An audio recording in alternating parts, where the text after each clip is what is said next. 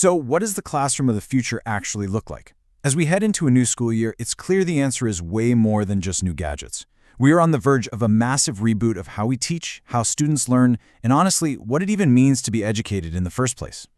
It really all kicked off with that huge global shock to the system. You know, the pandemic. It basically yanked education out of the school building and dropped it into our living rooms.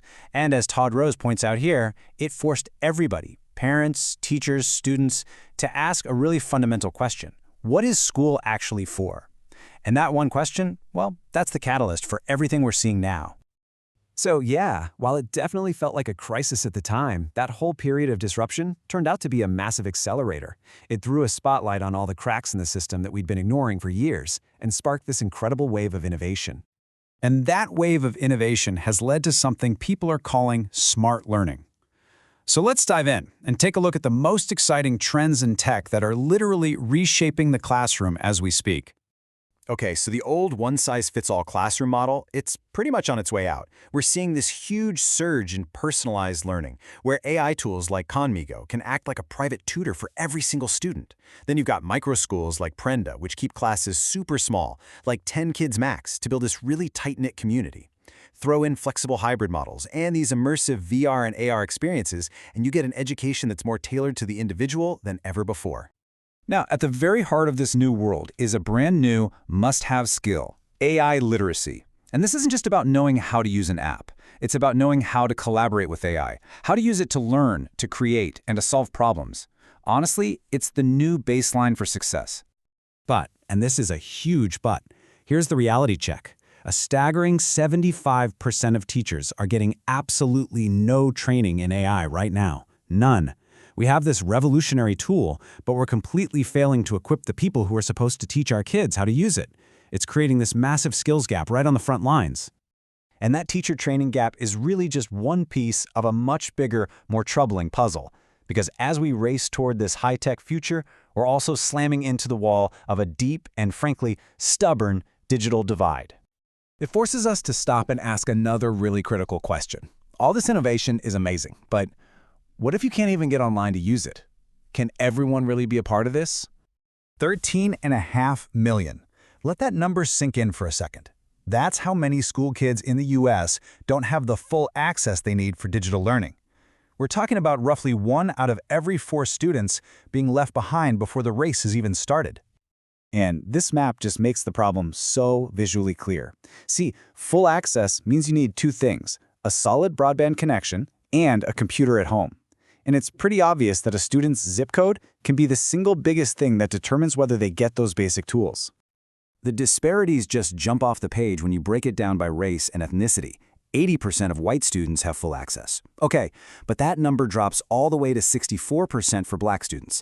And for American Indian and Alaska Native students, it plummets to 50%.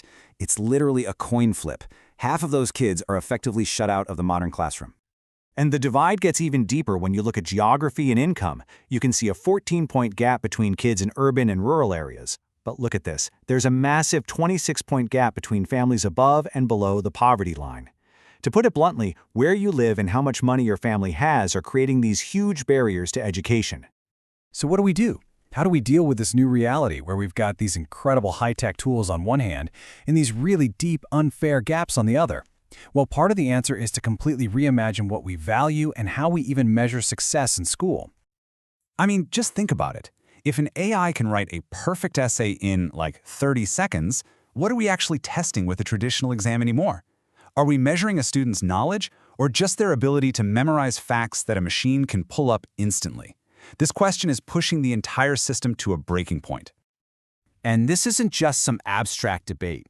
Parents are really feeling this. A clear majority, 62% of them, believe we urgently need new ways to assess our kids' learning and progress. So what could that look like? Well, educators are already pointing the way. The top choice, which almost 3/4 of teachers are in favor of, is simulation-based assessments. You know, where students solve problems in realistic, hands-on scenarios. Next up are things like portfolios, which show off a student's work over time, and peer assessments, which help build those crucial collaboration skills. And really, all these new ways of assessing are trying to measure what truly matters in an AI-powered world. It's not just about technical knowledge anymore. Both parents and teachers agree that these so-called soft skills, things like critical thinking, communication, emotional intelligence, they're becoming absolutely essential. But here's the big disconnect. We know these skills are vital, but this is how students are actually spending their time online. Number one activity, playing games.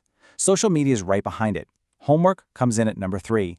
It just shows this huge gap between the skills the future needs and the digital habits our kids have today. And all of this brings us right to the central question of this whole explainer. We have this unbelievable potential for innovation, but it's on a collision course with a very real threat of making inequality even worse. So this is the fundamental challenge, right? The real work isn't just about throwing cool gadgets into the classroom. It's about redesigning the entire system to make sure that every single student, no matter where they come from, can actually benefit from it all. And this teacher from the UK absolutely nails it. Technology can't replace the human element. The future of quality education still depends on that connection between a teacher and a student. AI is a fantastic tool, but inspiration, empathy, mentorship, yeah, that's still a human job.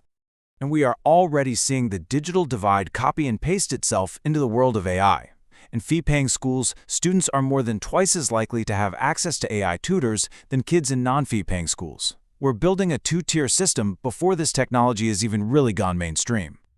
So, as we stand here, on the edge of this new era, what is the single most important thing that we cannot afford to forget?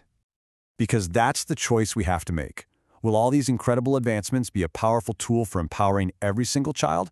Or will they just become the bricks in a new, higher wall of inequality? The answer to that question is going to define a generation.